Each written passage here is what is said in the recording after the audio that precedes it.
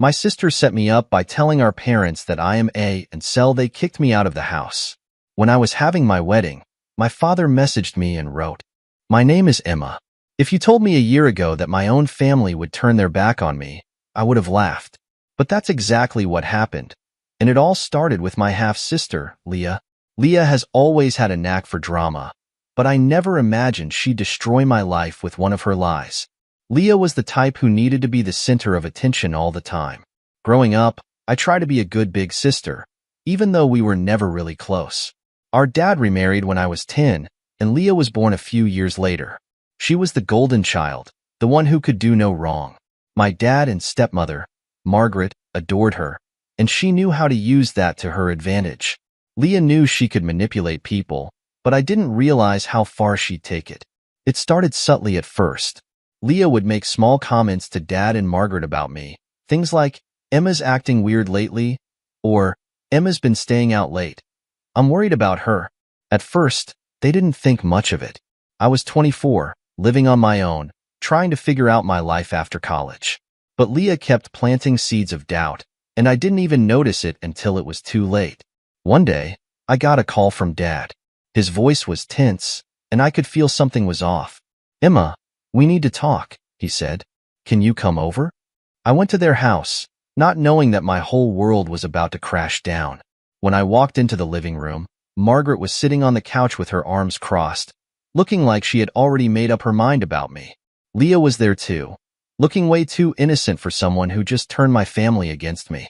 Dad didn't waste any time. "Leah told us something, and I need you to be honest with us. Are you on drugs?" I laughed because it was so absurd. "What? No, of course not. Where is this coming from?" Margaret's eyes narrowed. "Leah said she found some pills in your room when you stayed over last weekend." I froze. Leah hadn't been in my room, or so I thought. I never left anything suspicious there. "That's not true. I don't know what she's talking about." But Leah, with her wide eyes and fake concern, piped in. "I didn't want to say anything, but I've been really worried about you, Emma. You've been acting so strange, and I thought maybe you needed help."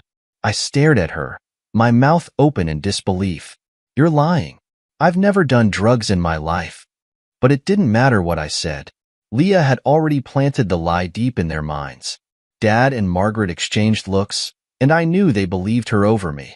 It didn't matter that I had never given them any reason to doubt me before. "That's not all," Margaret added. "Leah also mentioned you've been involved with questionable people." "Emma, are you selling yourself?"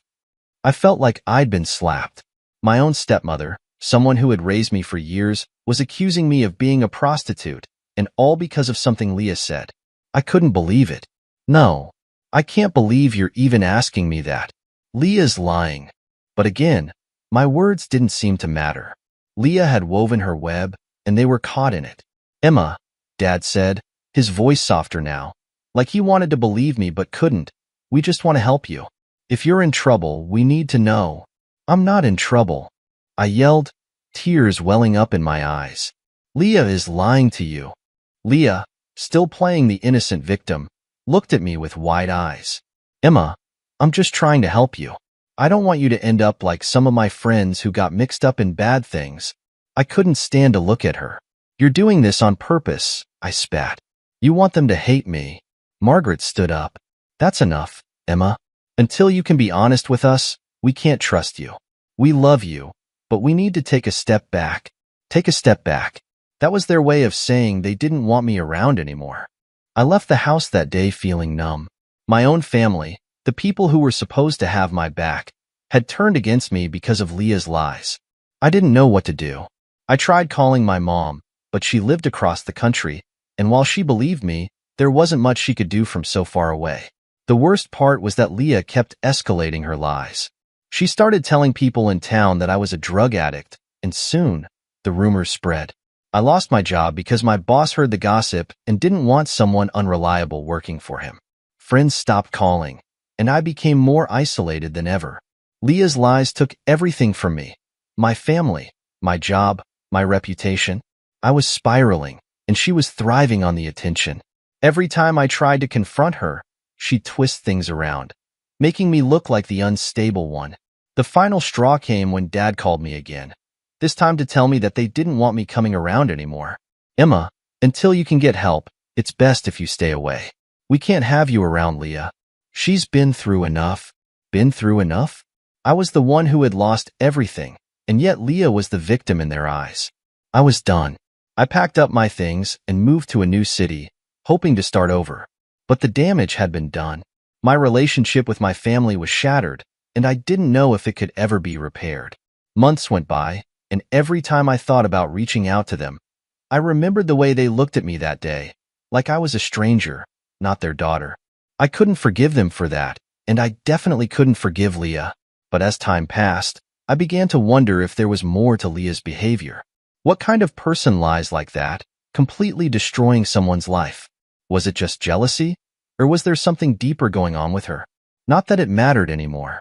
I had to move on with my life, with or without them.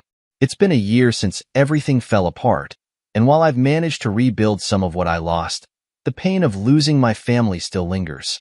I don't know if I'll ever be able to trust them again, or if they'll ever see through Leah's lies. But one thing's for sure. If they ever want me back in their lives, they'll have to face the truth about who Leah really is. I'm not holding my breath. After the confrontation with my family, things only got worse. I tried to move on, but it wasn't that simple. The betrayal was a wound that festered, growing deeper with each passing day. Leah's lies had infected my life, and I couldn't escape the consequences. It wasn't just the loss of my job or friends, it was the loss of my identity. Everything I thought I knew about myself was questioned, and it all led back to my father kicking me out of the house, the ultimate betrayal. The day it happened is still crystal clear in my memory. I had gone back to my father's house, desperate to make him see reason. Maybe if I explained everything calmly, face to face, he'd understand. I wanted to believe that somewhere inside him, the dad who raised me was still there. The dad who used to cheer for me at soccer games, who taught me how to ride a bike, who always said, family comes first. I wanted that version of my father back. But when I walked through the door, I immediately felt the tension in the air. Margaret was sitting in the kitchen, arms crossed, staring at me like I was something rotten that needed to be taken out.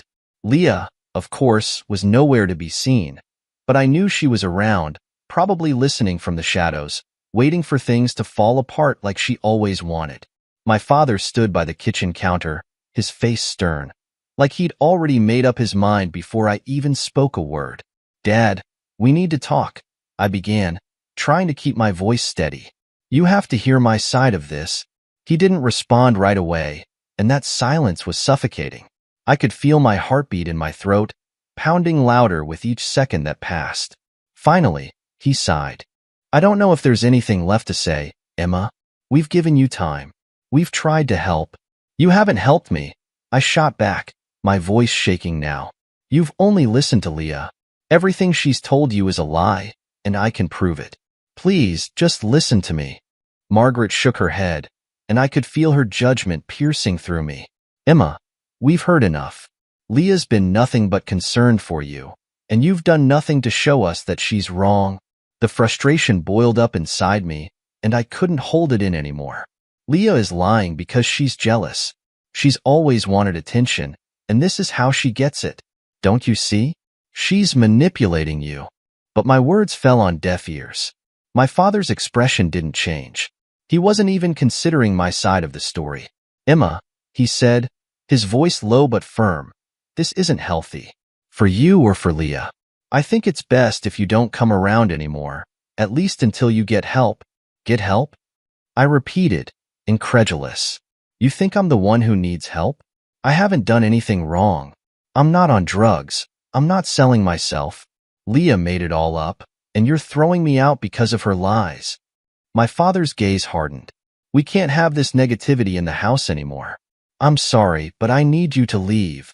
Margaret nodded in agreement, her lips pressed into a thin line. "It's for the best." I stood there, stunned. This was it. They were choosing Leah's lies over me, their own daughter. I felt like I was being erased, like everything I'd ever done for them, every moment of love, every shared memory, was being wiped away in an instant. I looked at my father one last time, hoping for some flicker of doubt, some sign that he might reconsider. But there was nothing. He was lost to me. I turned and left without another word, tears stinging my eyes as I slammed the door behind me. The sound echoed in my head, a final, cruel punctuation to the life I once knew. The first few months after being kicked out were a blur of despair. I moved in with a friend, Jessica, who was kind enough to let me crash on her couch while I tried to get my life back together. But no matter how hard I tried to distract myself, I couldn't shake the feeling of abandonment. Every time I passed a family in the park, or heard someone mention their parents, a sharp pain shot through my chest. I couldn't stop thinking about Leah and how she had turned everyone I loved against me. Jessica tried to be supportive, but I could tell she didn't fully understand what I was going through. Maybe you should just reach out to them again, she suggested one evening while we sat on her tiny balcony. Maybe they've cooled down by now. You could. No, I interrupted, my voice bitter. They don't want me. They made that very clear. She looked at me sympathetically, but I could see the doubt in her eyes. I knew she wanted to help, but unless you've been through it, you can't really understand what it's like to have your family turn on you. To be betrayed by the people who were supposed to love you unconditionally. I spent the next few years trying to rebuild my life, but it wasn't easy. The rumors Leah spread had followed me. Even in the new city, whispers about me lingered. I applied for jobs, but each rejection felt like another nail in the coffin of the person I used to be. People looked at me differently, like I was damaged, untrustworthy. Then, about 2 years after I'd been kicked out, something unexpected happened. It was a Saturday afternoon, and I was working at a small cafe. I had finally found a steady job as a barista, and while it wasn't my dream career, it paid the bills. I was wiping down the counter when a man walked in. He looked vaguely familiar, but I couldn't quite place him. "Emma?" he asked, hesitating. I turned to him, curious. "Yeah." He smiled awkwardly. "You probably don't remember me. I'm Dylan." "Leah Zach." My stomach dropped at the mention of Leah's name. Dylan? Oh God. I remembered him now. He had dated Leah for a few years back when we were younger. They'd broken up right around the time Leah started spreading those rumors about me. What the hell was he doing here? I forced a polite smile, even though all I wanted to do was turn and walk away. "Oh, yeah. Dylan. What's up?" He shifted uncomfortably, running a hand through his hair. "Look, I know this is weird, but I've been meaning to talk to you for a while. I wasn't sure if I should, but after everything that's happened, I need to clear my conscience." I raised an eyebrow. "Clear your conscience?" He sighed, looking genuinely remorseful. "It's about Leah, and the things she said about you. The drugs, the prostitution. It was all a lie." My breath caught in my throat. Hearing someone else say it, someone who knew Leah well, made it all the more real. "I know that," I said, my voice colder than I intended. "But my family doesn't." Dylan nodded, looking down at the floor. "I know, and I'm sorry. I should have said something sooner, but I didn't realize how far she would take it. She had her issues. She was always jealous of you, Emma. I think that's why she did it." I stared at him, trying to process what he was saying. "Jealous? Of what?" "You," Dylan said simply. "You were older, more independent, had your own life. Leah always felt like she was living in your shadow, even if you didn't notice. She craved attention, and when she realized she could get it by making you look bad, well, she ran with it. I didn't know the full extent of it at the time, but she admitted it to me after we broke up. She felt guilty, but she didn't know how to stop." My head was spinning. Leah had admitted it? She had actually confessed to making everything up? And Dylan had known this whole time? "Why didn't you tell me sooner?" I demanded, anger bubbling up inside me. "You could have stopped this. My family could have known the truth years ago." "I'm sorry," Dylan said again, his voice small. "I didn't know how. I didn't think they'd believe me. And Leah, she has a way of making people doubt themselves. She messed with my head, too." I shook my head, barely able to believe what I was hearing. After everything, after all the pain and heartache Leah had caused, it all boiled down to jealousy? That's why my father had kicked me out. That's why I had lost my family, my job, my entire life. Dylan stood there, waiting for me to say something, but I didn't have the words. I couldn't even look at him anymore. All I felt was rage. You should go, I muttered, turning away from him. Emma, I'm really sorry, he said one last time before quietly leaving the cafe. I stood there, gripping the counter, trying to steady myself as the weight of everything crashed down on me. Leah's lies had destroyed my life, and all because she was jealous. And now, years later, I finally had the truth. But what good was it now? After that day, I couldn't stop thinking about confronting Leah. The rage I felt was like nothing I had ever experienced before. It consumed me, keeping me awake at night, replaying every moment of betrayal. I wanted answers. I wanted her to admit what she had done, not just to me, but to our father, to everyone. Years had passed since Dylan had confessed Leah's lies to me. At first, I thought hearing the truth would offer some kind of closure, but all it did was reopen old wounds. I had built my life without my family, without their support, without their love, and I didn't need their apologies. Especially not now. I was in a good place for the first time in a long while. I had a new job I loved, working in marketing for a nonprofit, and, more importantly, I had found someone who accepted me for who I was, without the baggage of my past. Noah and I had met 2 years ago through mutual friends, and from the moment we started talking, everything felt easy. He didn't pry into my family life. He didn't judge me for the broken relationships. He just saw me, Emma, the person I had become despite everything. When Noah proposed, I felt like my life was finally coming together again. We were planning a small wedding, nothing extravagant. I didn't need a big celebration. What mattered was starting our new life together, building a family that wasn't poisoned by lies and betrayal. But, of course, life wasn't that simple. I hadn't spoken to my father or Margaret in years. After they kicked me out, I cut all ties. I moved cities, changed my phone number, and blocked them on social media. Every now and then, I'd hear through the grapevine that they were asking about me, but I never responded. Even after Dylan's confession, I didn't reach out. What would I say? That they believed a lie over me, their own daughter, and that I had to suffer because of their blind trust in Leah? I couldn't forgive them for that. Then one day, about 6 months into our wedding planning, I got an unexpected email. It was from my father. I stared at the screen for a long time before opening it. My heart pounded in my chest as I read his words. Emma, I've thought about you every day since you left. I know we made a terrible mistake believing Leah over you, and I can't tell you how sorry I am for everything that's happened. Margaret and I miss you more than words can say, and we want to make things right. I heard through a friend that you're getting married. I'd love to be there, to walk you down the aisle like I always imagined. Please, Emma, give me a chance to show you how sorry I am. I put my phone down, my hands shaking. He wanted to apologize. After all these years, after everything they had put me through, he wanted to make things right. For days, I couldn't stop thinking about it. No one noticed I was distracted and asked me what was going on, but I couldn't even find the words to explain. I hadn't told him the full story of what happened with my family. He knew they weren't part of my life, but he didn't know the extent of the betrayal. I had buried it so deep that it almost felt like another lifetime. Finally, one night, I sat Noah down and told him everything. About Leah, about my father and Margaret, about how they had turned their backs on me when I needed them most. I told him about Dylan's confession and how, even after hearing the truth, I couldn't bring myself to forgive them. Noah listened quietly, his face thoughtful, but he didn't push me to make any decisions. You don't owe them anything, he said, his voice soft.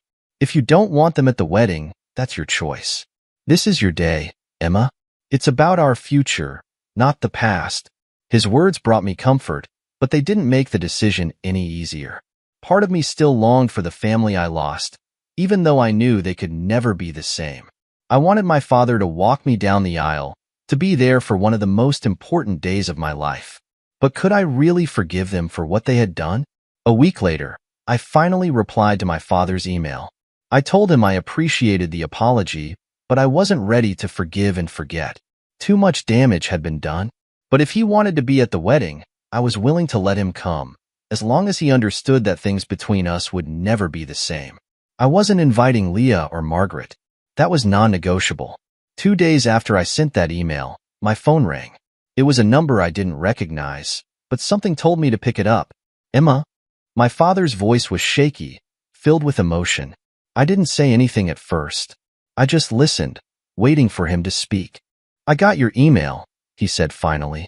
I'm so happy you're willing to let me come to the wedding, but I have to ask, are you really not going to invite Leah? My stomach twisted. I knew where this was going.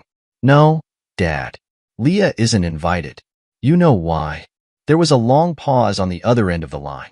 I could hear him breathing, trying to choose his next words carefully. Emma, she's your sister.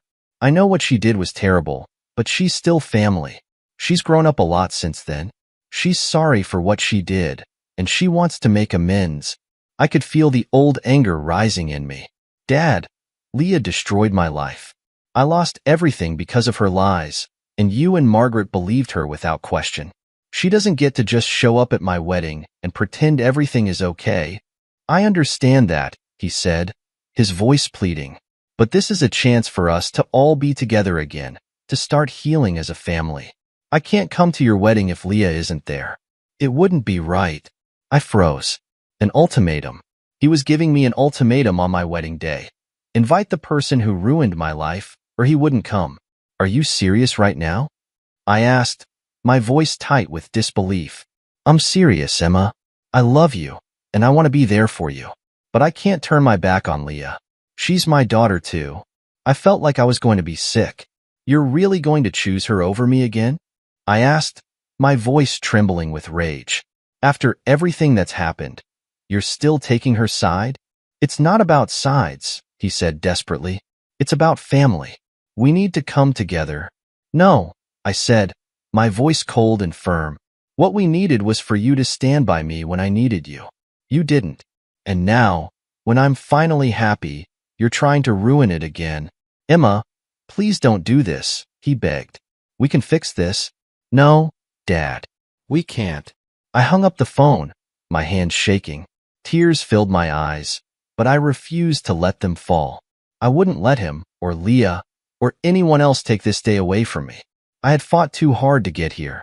The months leading up to the wedding were bittersweet. On one hand, I was marrying the love of my life. On the other, my father wasn't going to be there. I had made my decision, and I stood by it, but it still hurt.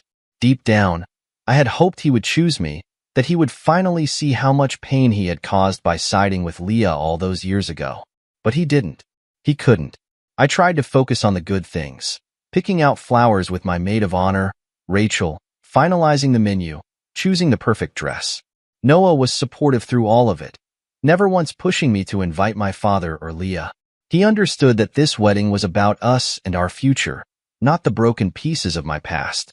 Still, as the day approached, I couldn't help but feel the absence of my family weighing on me. I knew my mom couldn't make it. She lived across the country, and we weren't close anymore either. She had tried to stay neutral during the whole mess with Leah, and while I didn't resent her for it, it created a distance between us that we never quite bridged. The night before the wedding, Rachel threw a small bachelorette party for me. It was just a few close friends, a lot of wine, and some good laughs. For a few hours, I was able to forget about everything and just enjoy myself. But as the party wound down and my friends left, I found myself sitting alone in my apartment, staring at the invitation to my own wedding. I had sent one to my father, even though I knew he wouldn't come. Part of me wanted to rip it up, to erase him from my life entirely. But another part of me, maybe the part that still longed for the family I lost, couldn't do it. The wedding day arrived, and it was everything I had dreamed of. The sun was shining, the air was warm, and as I stood at the altar with Noah, surrounded by our friends and chosen family, I felt at peace. I had made the right choice. My father wasn't there. Neither was Leah. And for the first time, I didn't feel the weight of their absence. I didn't need them to validate my happiness, to prove that I had moved on. I had found my own happiness, my own family, and that was enough. As Noah and I exchanged vows, I felt a sense of closure. Not the kind that comes from forgiveness or reconciliation, but the kind that comes from choosing yourself, from realizing that some wounds can't be healed, and that's okay. After the ceremony, as we danced under the stars, I felt free. For so long, I had carried the pain of my family's betrayal with me, letting it define me. But now, standing beside Noah, I knew that my past didn't control my future.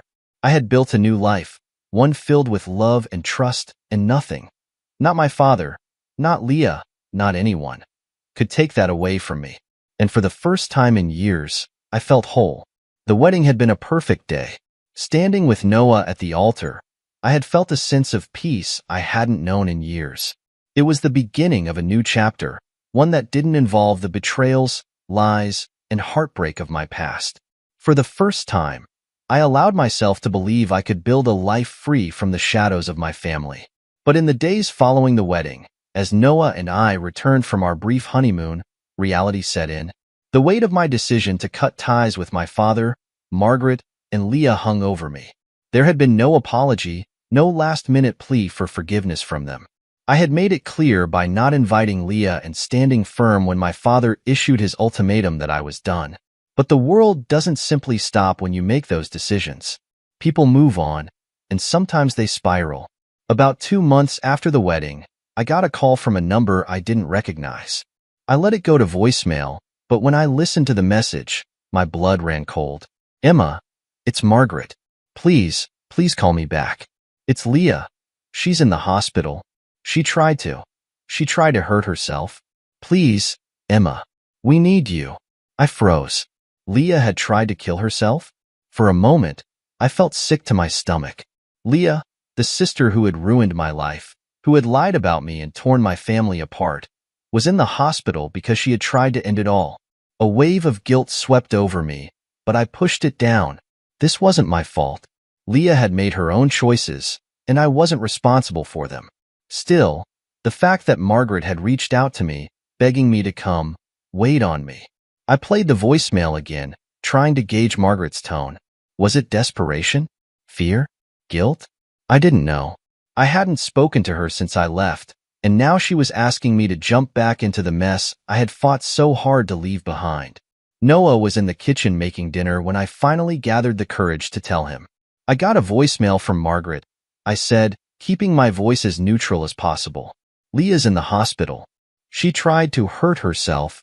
He looked up from the stove, his brow furrowed with concern. "What did she say? Is Leah okay?" "They didn't give much detail," I admitted.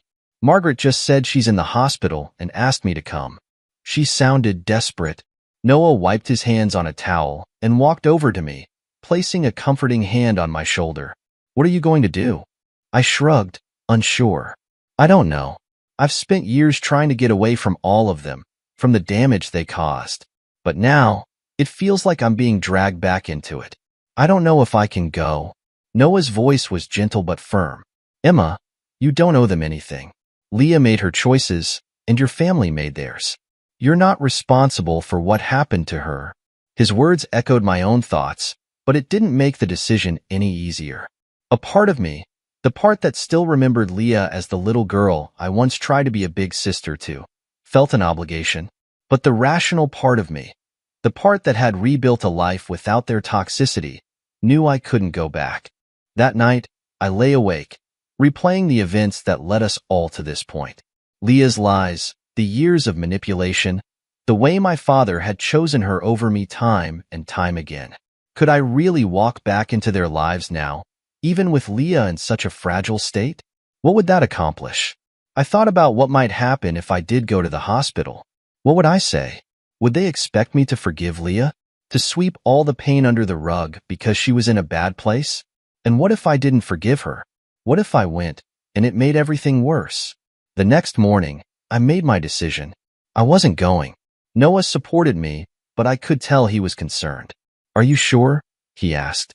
"I don't want you to regret this later." "I'm sure," I said, trying to convince myself as much as him. Leah's choices led her here. I've spent too long trying to fix things that aren't my fault. I'm not going to let them guilt me into coming back. And so, I didn't call Margaret back. I didn't go to the hospital.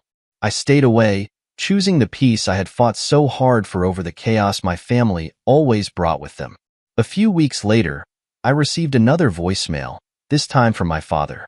It was the first time I had heard his voice since the ultimatum before the wedding. "Emma, it's Dad. I know you're probably angry, and I understand why. But Leah's in rehab now, and I think it would mean a lot to her if you visited. She's getting help. She's admitted to everything she did, and she's trying to make amends. I know it's a lot to ask, but maybe it's time to start healing as a family. Please think about it." I deleted the message without replying. Leah was in rehab. She was getting help and admitting to everything she did, according to my father. But I knew better than to get sucked back into that web. Leah had been manipulating people for years, and while she might have been making amends now, it didn't change what she had done to me. It didn't erase the years of damage or the fact that my family had abandoned me when I needed them most. In the weeks that followed, I received more messages. Margaret called several times, leaving long, emotional voicemails about how Leah was improving and how they all wanted to be a family again. My father sent texts, asking me to visit Leah at the rehab facility, to give her a chance, but each time, I ignored them. I had made my decision. One afternoon, about 6 months after Leah's suicide attempt, I ran into Dylan. It was completely unexpected.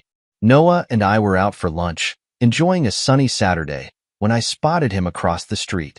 He saw me at the same time, and before I could avoid him, he was walking over.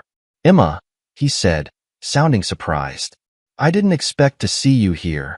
I forced a smile, feeling a wave of discomfort. I hadn't seen Dylan since he confessed Leah's lies to me years ago. Seeing him now, after everything, felt strange. "Yeah, just out with Noah," I replied, nodding towards my husband, who was watching us curiously from the cafe table. Dylan hesitated for a moment before speaking again. "I don't want to intrude, but have you heard about Leah?" I stiffened. "I've heard enough. She's in rehab," he continued, ignoring the coldness in my voice. "She's really trying, Emma. I know she hurt you, but she's admitted to everything now. She's working through her issues. Maybe—" "Dylan, stop," I interrupted, my voice firm. "I'm happy she's getting help, but that doesn't change anything for me. I've moved on." Dylan looked at me, a mixture of sympathy and sadness in his eyes. "I get it. I really do. But people can change, Emma. Leah's trying to make amends." "Maybe. I don't need her amends," I snapped, my patience wearing thin. "I don't owe her anything. I spent years suffering because of her lies. I'm not going to let her back into my life now just because she feels guilty." Dylan sighed, clearly realizing he wasn't going to change my mind. "Okay, I just thought you should know." I nodded, wanting the conversation to end. "Thanks for telling me." He gave me a small, sad smile before walking away. Noah watched him go, then turned to me. "You okay?" I nodded, though I wasn't sure if I really was. Seeing Dylan had brought up old memories, old pain. But I wasn't going to let it drag me back into that dark place. "I'm fine," I said, trying to shake off the encounter. "I just want to focus on us, on our life." As time went on, the messages from my father and Margaret grew less frequent. Leah completed her stint in rehab and was apparently doing better. But I didn't care. I had made the choice to cut them off for good, and I wasn't going to look back. Sometimes, late at night, I'd find myself wondering what my life would have been like if Leah had never told those lies. If my father had never believed her, would we still be a family? Would things have turned out differently? But those thoughts were fleeting, and I always pushed them away. I had my own family now, with Noah. We were building a life together, one that wasn't stained by the toxic dynamics of my past. And that was enough for me. Eventually, the calls stopped altogether. My father and Margaret must have realized that I wasn't coming back, no matter how much they begged. Leah, too, seemed to understand that there was no fixing what she had broken.